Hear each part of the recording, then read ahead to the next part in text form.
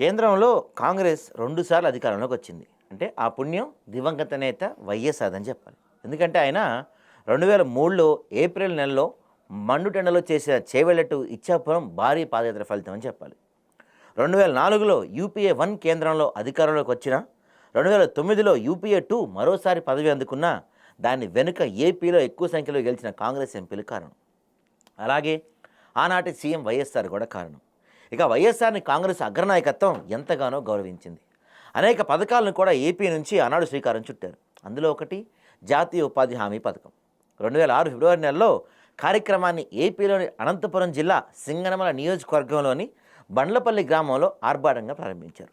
ఒక జాతీయ స్థాయి పథకాన్ని ఏపీ నుంచి ప్రారంభించడం అనేది వైఎస్ఆర్ సాధించిన ఘనతల్లో ఒకటి. ఆనాడు ప్రధాని మన్మోహన్ సింగ్, సోనియా గాంధీ వచ్చినప్పుడు జనసమ్మర్దం ఒక స్థాయిలో ఉంది. వైఎస్ఆర్ చరిష్మాకి అదొక సంకేతంగా నిలిచింది. కాంగ్రెస్ చరిత్రలో నిలిచిపోయే సభలలో ఒకటిగా ఆనాడు అది సాగింది. కట్ చేస్తే ఈ రోజున యాదృచ్ఛికంగా వైఎస్ఆర్ తనయ వైఎస్ఆర్ షర్మిల నాయకత్వంలో ఏపీ కాంగ్రెస్ ఉంది. షర్మిల పీసీసీ చీఫ్ అయి ఈ జనవరికి 2 ఏళ్ళు పూర్తవుతుంది. ఆమె బాధ్యతలు అందుకున్న తర్వాత సాధించింది ఏమైనా ఉంది అంటే ఏపీలో కాంగ్రెస్ ఉనికి లేకుండా చేసిన వైఎస్ఆర్ కాంగ్రెస్ పార్టీని 2024 ఎన్నికల్లో గద్దెదించడం తన వంతు పాత్ర పోషించడమే. అయితే వైఎస్ఆర్ కాంగ్రెస్ నుంచి కాంగ్రెస్ ఓట్ బ్యాంకును మాత్రం ఆమె వెనక్కి రప్పించలేకపోయారన్నది సత్యం. కాంగ్రెస్ గ్రాఫ్ ఆమె నాయకత్వంలో ఏ విధంగా పెరగలేదు సరికదా, ఉన్న సీనియర్ నేతలు అనేక మంది ఇప్పుడు సైలెంట్ మోడ్లోకి వెళ్ళిపోయారు. ఇక కాంగ్రెస్ ఏపీలో చతికిలబడిపోయింది అన్నది అంతా అంటున్న మాట. ఈ నేపథ్యంలో షర్మిల నాయకత్వంలో అఖిల భారత కాంగ్రెస్ నాయకులు సమక్షంలో సింగనమల నియోజకవర్గంలో ఫిబ్రవరి 2వ తేదీన అతిపెద్ద నిరసన కార్యక్రమం జరుగుతుంది.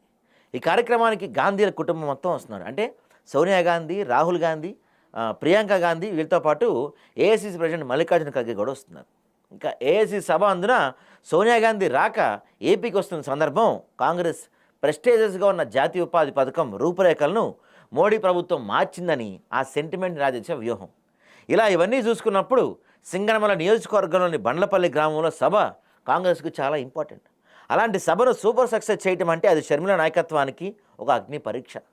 జన సమీకరణ విషయంలో కానీ, కాంగ్రెస్ జాతీయ పెద్దలను సంతృప్తిపరిచేలా సభ జరపడంలో కానీ షర్మిల ఎంతో చేయాల్సింది అంటున్నారు.